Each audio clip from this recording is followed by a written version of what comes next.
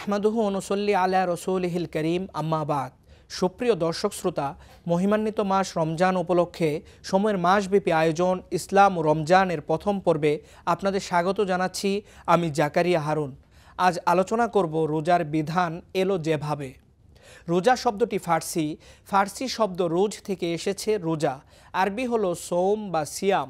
এর অর্থ কোনো কাজ থেকে বিরত থাকা। ইসলামী পরিভাষায় সুবে সাদিক থেকে নিয়ে সূর্যাস্ত পর্যন্ত সব ধরনের খাবার, পানীয় ও স্ত্রী সহবাস থেকে বিরত থাকার নাম রোজা।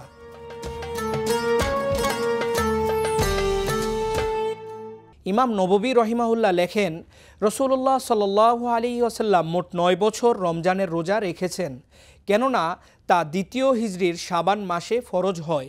যেহেতু দ্বিতীয় হিজরিতে রমজানের রোজা ফরজ হয় আর নবীজি সাল্লাল্লাহু আলাইহি ওয়াসাল্লাম একাদশ হিজরির রবিউল আউয়ালে ইন্তেকাল করেন, পবিত্র কোরআনের যে আয়াতটির মাধ্যমে রোজা ফরজ হয় সেটিতে ইঙ্গিত রয়েছে পূর্ববর্তী জাতিগোষ্ঠীর জন্য রোজা ফরজ ছিল। আদম আলাইহিসসালাম থেকে শুরু করে মুহাম্মদ সাল্লাল্লাহু আলাইহি ওয়াসাল্লাম পর্যন্ত সব নবী রাসূলের যুগেই রোজার বিধান ছিল।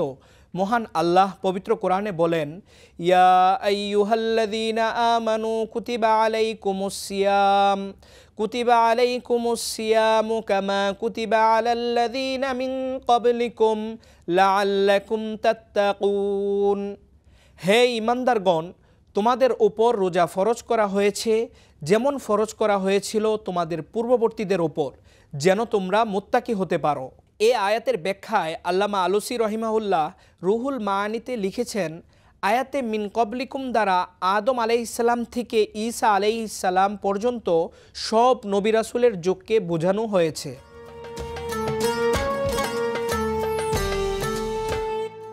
আদম আলাইহিসসালামের ওপর রোজার বিধান আরোপের মাধ্যমে মানব ইতিহাসে সর্বপ্রথম রোজার প্রচলন ঘটে। তার সময় আইয়ামে বীজ বা প্রতি চন্দ্র মাসের 13, 14 ও 15 তারিখ রোজা রাখতে হতো। আইয়ামে বীজ অর্থ শুভ্রতার দিনসমূহ। আদম ও হাওয়া আলাইহিসসালাম জান্নাতে থাকাকালে নিষিদ্ধ ফল খেয়ে ফেলায় তাদের গায়ের রং কালো হয়ে যায়। তাই ফেরেশতারা তাদের জন্য ক্ষমা প্রার্থনা করেন এবং তারাও তওবা করেন, ফলে তাদের গায়ের রং সাদা ও সুন্দর হয়। এরপর আল্লাহ আদম আলাইহিসসালাম ও তার উম্মতকে প্রতি মাসে 3টি করে রোজা রাখার নির্দেশ দেন। আব্দুল্লাহ ইবনে আব্বাস রাদিয়াল্লাহু তাআলা আনহুমা বলেন, নবীজি সাল্লাল্লাহু আলাইহি ওয়াসাল্লাম আইয়ামে বীজের রোজা রাখতেন।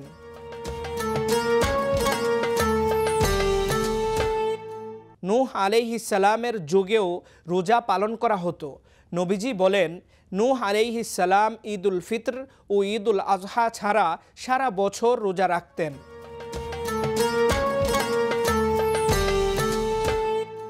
মূসা আলাইহিসসালামের উম্মতের জন্য আশুরার রোজা ফরজ ছিল। রাসূলুল্লাহ সাল্লাল্লাহু আলাইহি ওয়াসাল্লাম মদিনায় আসার পর ইহুদিদের আশুরার রোজা পালন করতে দেখে এর কারণ জিজ্ঞাসা করেন। তারা বলল, এটি এক শুভ দিন। এই দিনে আল্লাহ বনি ইসরায়েলকে তাদের শত্রু থেকে মুক্তি দিয়েছিলেন। ফলে মূসা আলাইহিসসালাম আল্লাহর কৃতজ্ঞতা স্বরূপ ওই দিন রোজা রাখেন। এ কথা শুনে মহানবী সাল্লাল্লাহু আলাইহি ওয়াসাল্লাম বলেন, তাহলে আমি হযরত মূসা আলাইহিসসালামের অনুসরণে তোমাদের তুলনায় বেশি হকদার।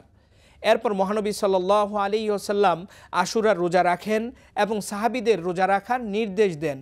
এরপর রমজানের রোজা ফরজ হলে আশুরার রোজা নফলে পরিণত হয়।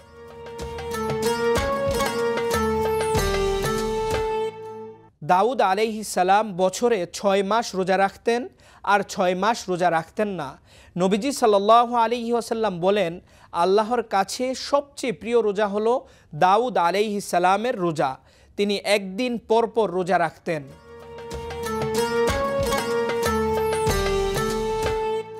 ঈসা আলাইহিসসালামের উম্মতের সময়েও রোজার প্রচলন ছিল।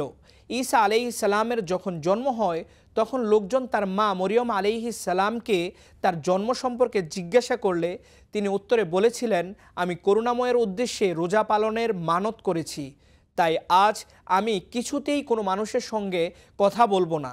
ঈসা আলাইহিসসালাম জঙ্গলে 40 দিন রোজা রেখেছিলেন। একবার ঈসা আলাইহিসসালামের উম্মতরা তাকে জিজ্ঞাসা করেছিল, আমরা পাপ আত্মাকে কিভাবে বের করব? তিনি উত্তরে বলেছিলেন, দোয়া ও রোজা ছাড়া তা অন্য কোনো উপায়ে বের হতে পারে না।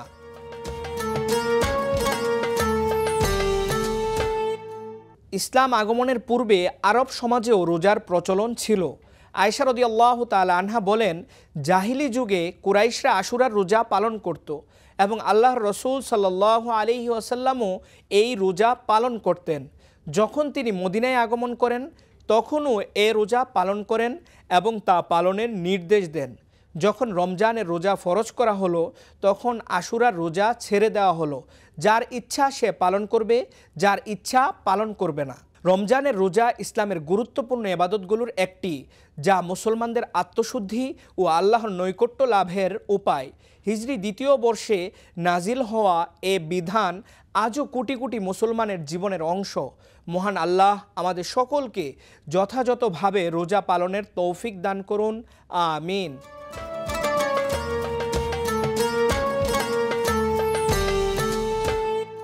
দর্শক শ্রোতা, রমজানের রোজা সঠিকভাবে পালনের জন্য রমজান সম্পর্কিত গুরুত্বপূর্ণ মাসালা জানা জরুরি। তাই এ সংক্রান্ত দুটি মাসালা এখানে উপস্থাপন করছি। একজন জানতে চেয়েছেন, রোজার নিয়ত আরবিতে করা কি জরুরি? রোজার নিয়ত করা ফরজ।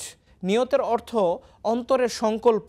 যেমন মনে মনে এভাবে সংকল্প করবে, আমি মহান আল্লাহর সন্তুষ্টির উদ্দেশ্যে রোজা রাখার নিয়ত করলাম।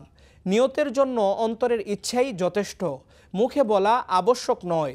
রোজার উদ্দেশ্যে সেহরি খেলে সেটিও রোজার নিয়ত বলে গণ্য হবে। আরবিতে নিয়ত জরুরি নয়, উত্তম নয়। আরবি নিয়তে পৃথক কোনো সওয়াবও নেই। আরেকজন জানতে চেয়েছেন, পুরো রমজানের জন্য একত্রে নিয়ত করা যাবে? পুরো রমজানের জন্য একত্রে নিয়ত করা যথেষ্ট নয়, বরং প্রতিদিনের রোজার জন্য সেদিনই নিয়ত করতে হবে। কারণ প্রতিটি রোজা ভিন্ন ভিন্ন ইবাদত, আর প্রতিটি আমলের জন্যই নিয়ত জরুরি। প্রিয় দর্শক শ্রোতা, মাহে রমজান জুড়ে সময়ের নিয়মিত আয়োজন ইসলাম ও রমজানের সঙ্গে থাকার জন্য সবাইকে ধন্যবাদ জানাচ্ছি। পরবর্তী পর্ব দেখার আমন্ত্রণ জানিয়ে আজকের মতো শেষ করছি। আসসালামু আলাইকুম ওয়া রাহমাতুল্লাহি ওয়া বারাকাতুহু।